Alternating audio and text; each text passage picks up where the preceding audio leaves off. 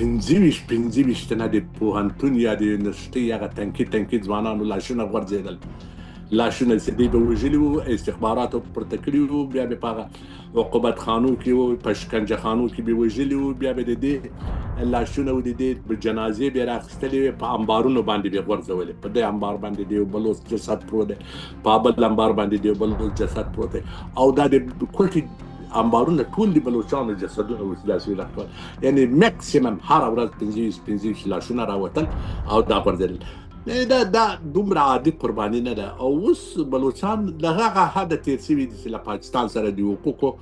یا په اصطلاح باندې د بلوچستان د حق خبره وکړي. بلوچستان نه په پاکستان له مخه هم آزاد بلوچستان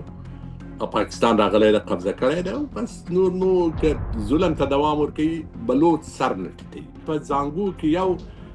د 40 ورځو ماشوم هم پاتې، بلوچان د دغه 40 ورځني ماشوم وینه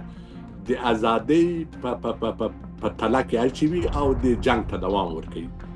دا جنگ ته دوام ورکوي او دا جنگ د استقلال جنگ بولي، دا جنگ د ازادۍ جنگ بولي، دا جنگ د شعور جنگ بولي، دا جنگ د خپل ابرو او حیثیت د ساتلو جنگ بولي، او په هیڅ وجه د پاکستان په جغرافیه